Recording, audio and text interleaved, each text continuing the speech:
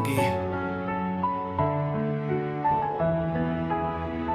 Sa loob ng tahanan may nakakalungkot na tanaw. Mga magulang ay abala ngunit sa maling bagay. Mata ay nakadikit sa screen ng telepono. Sa social media gumugol ang oras at panahon. Nagpo-post, nagbabasa sa kwento ng iba. Nakatuon, wala ng oras para tanungin ang kanilang mga anak. Kumain na ba? May sakit ba o may kailangan? Lahat ng ito ay tila hindi na pinapansin pa. Ang mga bata ay inuutusan lang lumabas ng bahay. Maglaro kayo diyan, wag kayong maingay dito. Walang babantay, walang magsasabi kung saan pupunta. Basta't hindi sila istorbo sa ginagawa ng magulang. Ikalawang bahagi, dahil sa sobrang pagiging abala sa libangan, isang malaki pagkakamali ang kanilang napagdesisyonan. Hindi nila kayang magbantay sa maghapon, kaya't sa ibang tao ipinasa ang responsibilidad. Sa mga kamag-anak na akala ay mapagkakatiwalaan, sa mga kapitbahay na palaging nakangiti sa harap. Pakibantay naman po sandali, maraming salamat. Ito ang madalas nilang sabi ng may kasiguraduhan, ngunit hindi nila alam ang tunay na ugali ng mga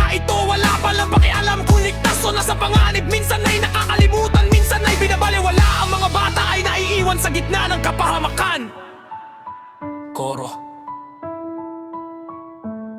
Ang puso ng magulang ay naging bulag at manhit. Pinili ang aliw kaysa sa kapakanan ng anak. Ang social media ang naging mundo nilang mahal, habang ang tunay na yaman ay unti-unting nalalagay sa alanganin. Akala nila ay ligtas kung ipapasa sa iba. Akala nila ay sapat na ang magtiwala lang, ngunit ang katotohanan ay mapait at masakit. Ang pinagkatiwalaan pala ay hindi maaasahan.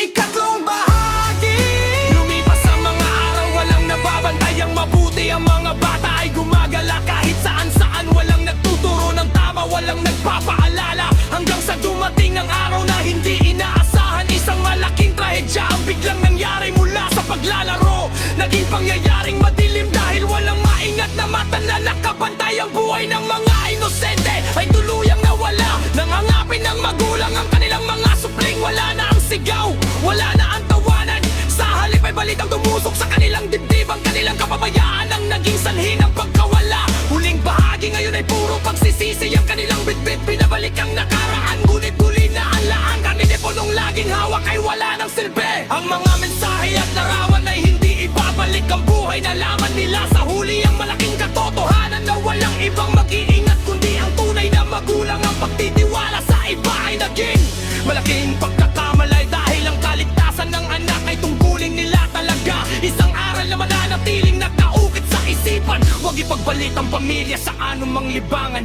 Ang anak ay biyayang dapat ingatan at mahalin. Bago dumating ang panahong wala na, pagsisisi ang matitira.